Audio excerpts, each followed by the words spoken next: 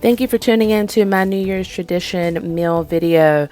This part is going to be for the cleaning of the collard greens and black eyed peas. If you are about New Year's tradition, you probably have heard that collard greens bring you money for the new year and black eyed peas bring you luck. One of the most important things when preparing your greens is actually cleaning them. So right now you're going to see me rinsing off, doing an initial rinse of the grit. This is a long process. I have seen some atrocious things on the internet for just a quick rinse and going straight to the greens, but greens need to soak to get that grit off. If you are eating grit on your green, you are eating dirt. So we need to make sure that we get all of that off. So in this video, I'm going to show you the process of how to get all of the grit off so you get your perfect collard green.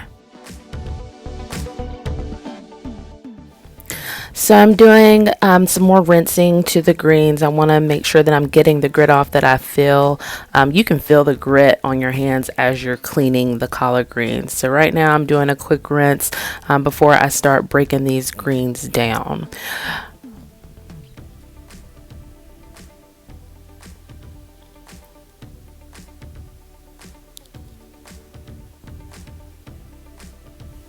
Some people like to go ahead and soak their greens with the stems on. I find it best to go ahead and remove those stems for the soaking. It just makes it easier when you're ready to go ahead and cut your greens to get them ready to go into the pot. So right now I'm pulling the leaves off, and instead of using a knife, I can tear right down the seam, and I'm just gonna break that stem off. I'm gonna do that to all of the pieces before I put them into soak. And just so you can see it again, ripping some of that off and just pulling down the seam and pulling each side before I snap the stem off. I've learned that this is the fastest way to do these. You can do it however you want, but I'm just showing you my process. I have learned the quickest way to do these because I used to actually prepare these and get them ready for farmers markets. So I've done several batches. So this is a green that's not actually going to make it into my batch. If you have some that have spots and look like this, go ahead and toss those to the side. They are not good to cook or go into your greens.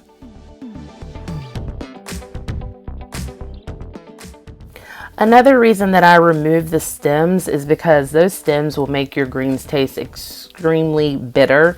If you've had greens that are bitter, you probably don't like them, and this will prevent you from having that bitter taste. So again, you can do them however you want, but my process and what I know to work is to go ahead and remove those stems. You will also notice me turning on the water. As I feel more grit on my hands, I am rinsing that off just to help and make sure that we're getting all of the dirt off of the greens. So now I have cleaned out that side of the sink to make sure all of the dirt is out. I'm putting the stopper in because now it is time to go ahead and soak the greens. I'm using cold water here and I'm moving it to the side of the sink.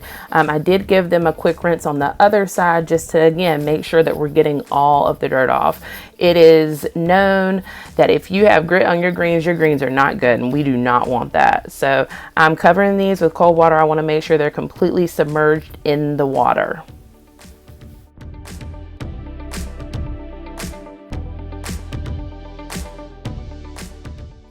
The next thing I'm going to do is add some vinegar to the water to make sure we are getting the grit off the green. So I have 2 bunches of greens. For every bunch, you want to do a capful of vinegar. So no matter how many bunches you do, if you're doing 4, you're going to do 4 capfuls and so on. So since I have 2 bunches of greens, I've done 2 capfuls of vinegar to let those greens soak.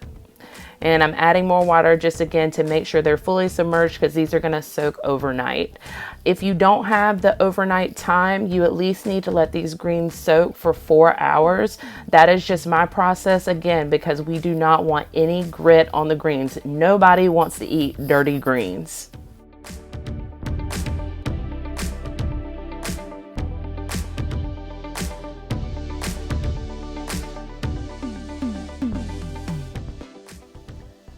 So now I have my greens completely ready to soak overnight. I'm going to wash my hands and we're going to get ready to prepare our black-eyed peas for cooking. I have used the dried beans. There are some people that just open up a can. That's fine if that's what you want to do, but today we're going to make homemade black-eyed peas. To make homemade black-eyed peas, you're going to start out with a dried bag of black-eyed peas. For this recipe, I am only using about half of the bag. I'm going to cover those with 2 inches of cold water. I'm going to put the lid on and let those soak overnight.